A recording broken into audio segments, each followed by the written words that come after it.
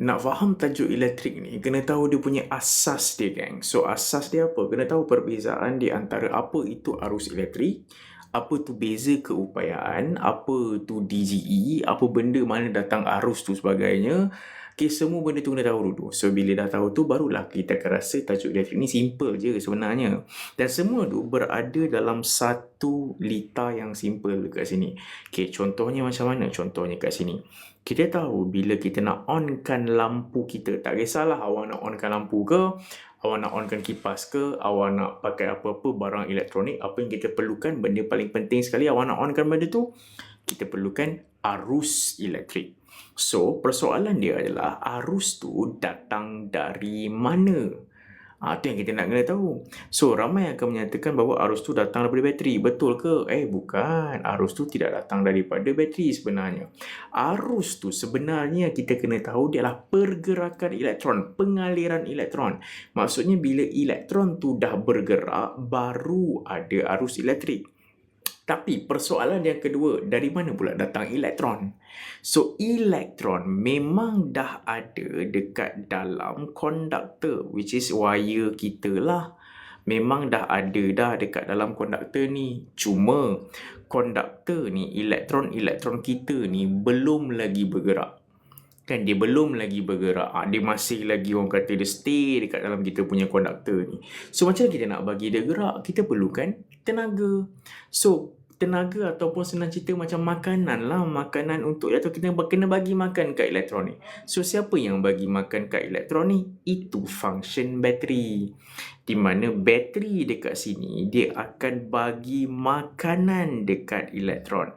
Dalam erti kata lain, dia akan supplykan tenaga. Dia akan supplykan tenaga dekat semua elektron yang ada dekat dalam ni. Alright, semua elektron yang ada dalam ni dia akan supplykan tenaga. So, keyword untuk bateri ni, dia buat apa? Which is dia akan bekalkan tenaga. Okay, bekalkan tenaga ataupun erti kata lain, bekalkan makanan.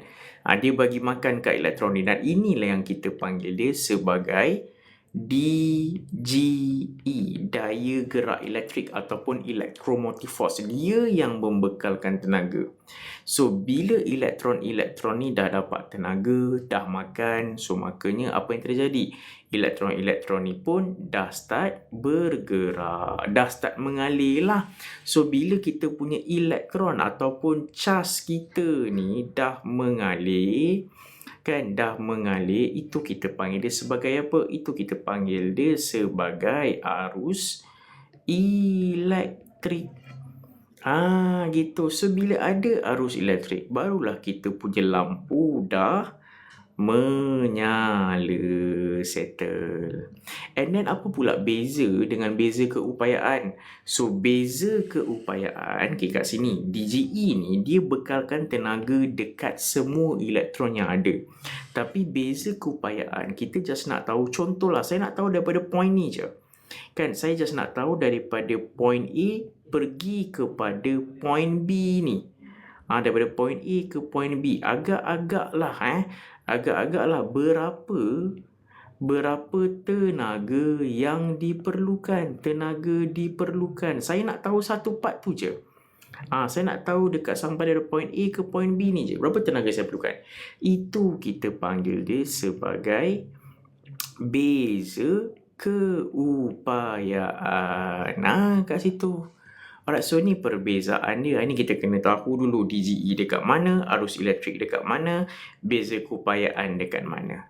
Bila kita dah tahu dia punya, orang kata, dia punya basic dia, baru kita boleh tahu apa dia punya maksud-maksud dia. So, apa maksud arus elektrik? Arus elektrik yang kita tahu, ni cas mengalir. Apa yang benda yang mengalir? Cas ataupun elektron. So, dia adalah kadar pengaliran cas, settle dekat situ. And then bekal DGE ni, kita pergi kepada beza keupayaan dulu lah. Kita tahu beza keupayaan ni adalah berapa tenaga yang kita perlukan, iaitu daripada point A ke point B je, which is between 2 point lah, di antara 2 point ni. So, kita boleh kata beza keupayaan adalah apa? Which is tenaga yang diperlukan diperlukan untuk apa? Diperlukan untuk apa? Untuk kita gerakkan cas ni kan. Untuk kita gerakkan elektron ataupun cas-cas ni untuk menggerakkan